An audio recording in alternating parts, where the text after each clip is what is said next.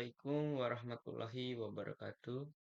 Perkenalkan, nama saya Muhammad Farhan dengan NIM E1R02410117.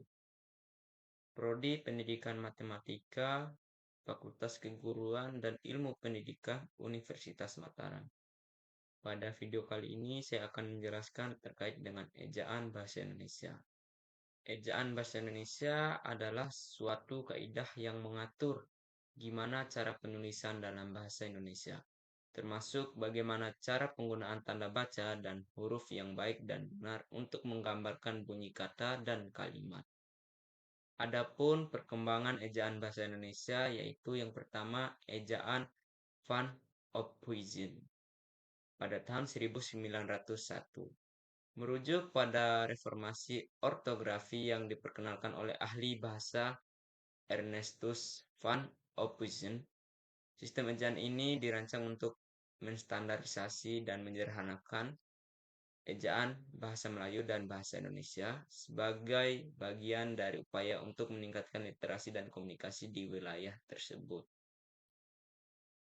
Yang kedua, ejaan Sewandi pada tahun 1947 adalah sistem ejaan bahasa Indonesia yang diperkenalkan pada tahun 1947 yang menggantikan ejaan Van Ophuijsen pada tahun 1901. Sistem ejaan ini diberlakukan oleh Menteri Pendidikan dan Kebudayaan Indonesia, Suwandi, untuk lebih menyederhanakan dan menstandarkan penulisan bahasa Indonesia pasca kemerdekaan. Yang ketiga, ejaan yang disempurnakan atau disingkatkan dengan EYD adalah sistem ejaan resmi bahasa Indonesia yang diberlakukan pada tahun 1972. EYD diperkenalkan oleh pemerintah Indonesia dengan tujuan untuk menyederhanakan dan menstandarkan ejaan bahasa Indonesia, serta memperbaiki beberapa ketidaksesuaian dan inkonsistensi dalam sistem ejaan sebelumnya, seperti ejaan Sewandi dan ejaan Van Ophuijsen. EYD bertahan hingga saat ini sebagai sistem ejaan resmi. Yang keempat, pedoman umum ejaan yang disempurnakan atau disingkatkan dengan PUEYD 1978 adalah penyempurnaan dari ejaan yang disempurnakan EYD yang pertama kali diperkenalkan pada tahun 1972. PUEYD 1978 disusun untuk memberikan pedoman yang lebih jelas dan konsisten dalam penggunaan ejaan bahasa Indonesia. Pedoman ini bertujuan untuk melaraskan penulisan bahasa Indonesia agar lebih mudah dipahami dan diterapkan oleh masyarakat. PUEYD 1978 memberikan pedoman yang lebih rinci untuk penggunaan bahasa Indonesia yang tepat dalam konteks penulisan resmi maupun sehari-hari. Sistem ini terus digunakan hingga diperkenalkannya Pedoman Umum Ejaan Bahasa Indonesia PUEBI pada tahun 2015. Meskipun banyak aturan dari PUEYD 1978 masih diterapkan. Dan yang kelima, ejaan bahasa Indonesia yang disempurnakan atau disingkatkan dengan EBI 2015. Mengacu pada Pedoman Umum Ejaan Bahasa Indonesia yang disempurnakan yang diterbitkan oleh Badan Pengembangan dan Pembinaan Bahasa, Kementerian Pendidikan dan Kebudayaan Indonesia. EBI 2015 merupakan hasil penyempurnaan dari ejaan sebelumnya yang bertujuan untuk menyesuaikan dengan perkembangan zaman dan kebutuhan praktis dalam penggunaan bahasa Indonesia. Dan yang keenam, ejaan yang disempurnakan EYD edisi kelima pada tahun 2022 adalah edisi terbaru dari Pedoman Ejaan Bahasa Indonesia yang disusun oleh Badan Pengembangan dan Pembinaan Bahasa, Kementerian Pendidikan, Kebudayaan, Riset, dan Teknologi Republik Indonesia. Edisi ini merupakan penyempurnaan dari edisi sebelumnya dengan tujuan agar bahasa Indonesia tetap relevan dan dengan perkembangan zaman, serta untuk memudahkan pengajaran dan penggunaan bahasa Indonesia yang lebih konsisten.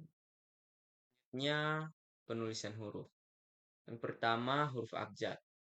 Huruf abjad adalah urutan atau rangkaian huruf yang digunakan untuk membentuk kata dan kalimat dalam sistem penulisan bahasa. Dalam bahasa Indonesia, abjad terdiri dari 26 huruf yang diambil dari huruf Latin. Yang kedua, huruf vokal. Huruf vokal adalah huruf-huruf yang menghasilkan bunyi yang dapat berdiri sendiri dan membentuk suara dalam sebuah suku kata. Huruf vokal adalah huruf yang penting dalam pembentukan kata. Contohnya huruf A, I, U, dan E, dan O. Yang ketiga, huruf konsonan. Huruf konsonan adalah huruf yang suara atau bunyinya memerlukan huruf vokal untuk membentuk kata. Huruf konsonan berfungsi untuk membentuk suku kata dan kalimat dalam bahasa Indonesia. Diftong. Huruf diftong adalah gabungan dua vokal yang diucapkan dalam satu suku kata. Diftong dapat membuat suara yang lebih kompleks daripada vokal tunggal. Yang kelima, gabungan huruf konsonan. Gabungan huruf konsonan adalah dua atau lebih huruf konsonan yang muncul berurutan dalam sebuah kata, baik di awal, tengah, maupun akhir kata.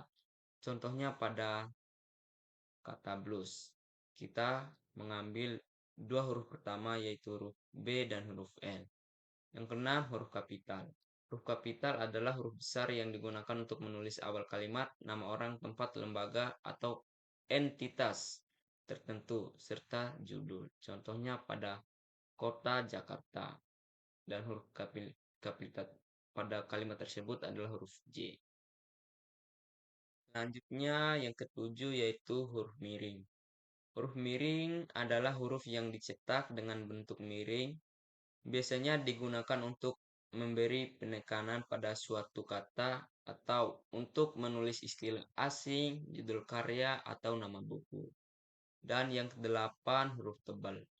Huruf tebal adalah huruf yang digunakan atau huruf yang dicetak dengan lebih tebal untuk memberikan penekanan pada kata atau frasa tertentu dalam teks. Huruf tebal digunakan untuk menonjolkan informasi penting. Itulah contoh-contoh huruf pada ejaan bahasa Indonesia. Masing-masing jenis huruf ini memiliki kegunaan dan aturan tertentu dalam penulisan yang membantu memperjelas maksud dan makna dalam komunikasi tertulis. Selanjutnya, penulisan kata.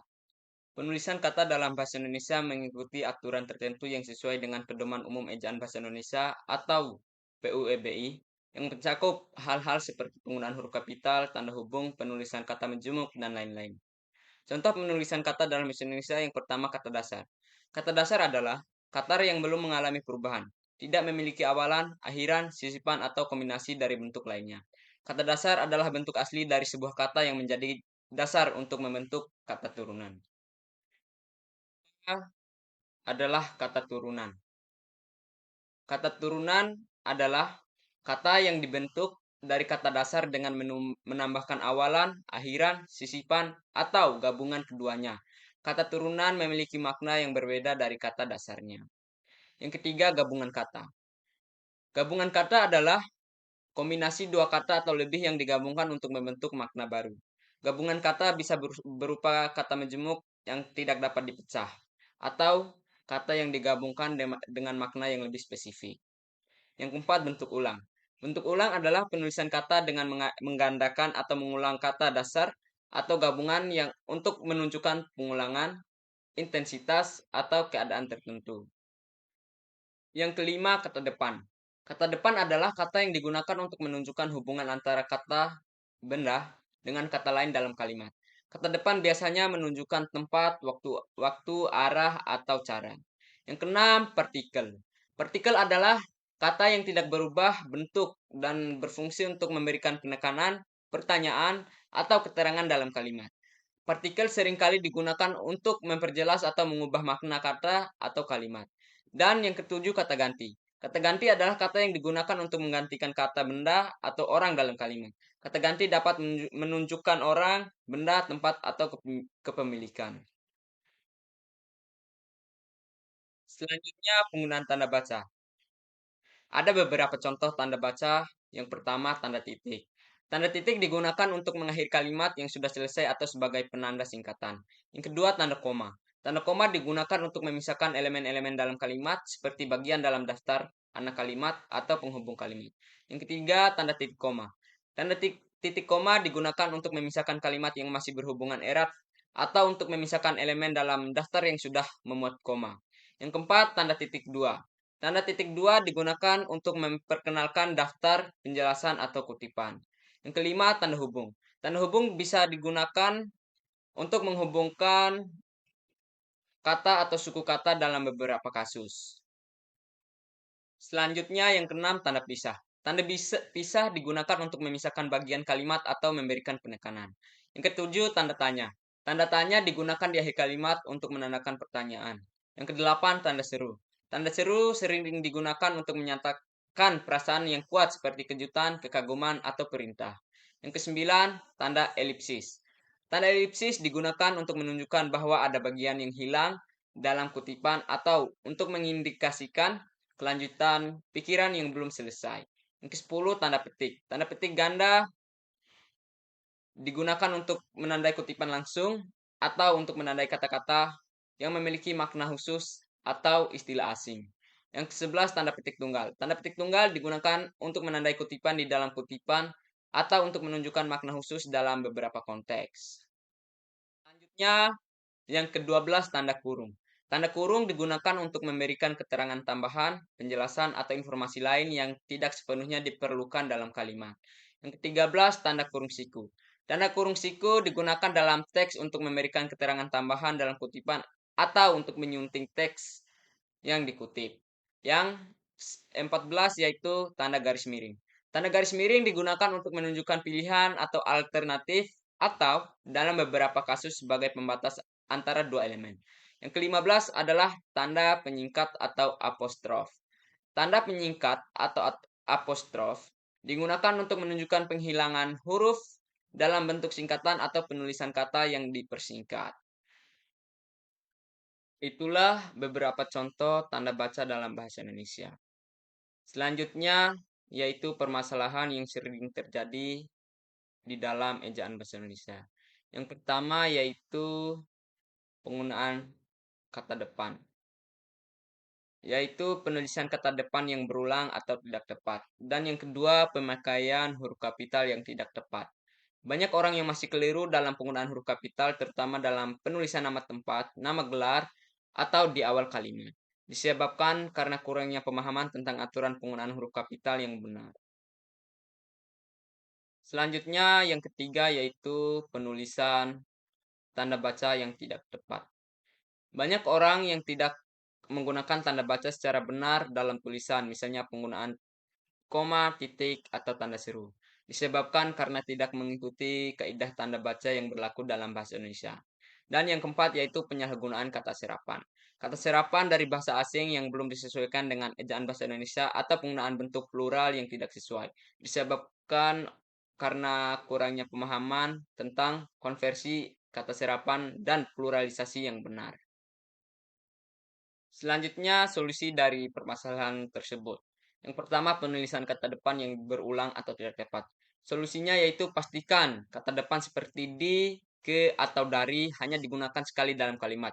Hindari pengulangan yang tidak perlu. Gunakan kata depan yang sesuai dengan konteks kalimat untuk menghindari kebingungan.